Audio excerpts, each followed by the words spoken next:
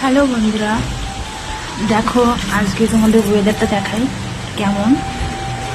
দেখো আকাশটা দেখো, প্রায় দুপুর 2টো নাগাদ থেকে এরকম ওয়েদার। প্রায় কলকাতা সন্ধে হয়ে গেছে,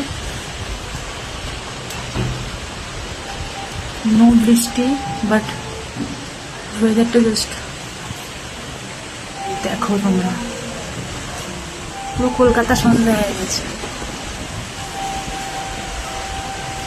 দুপুর 2টো থেকে এরকম পরিস্থিতি।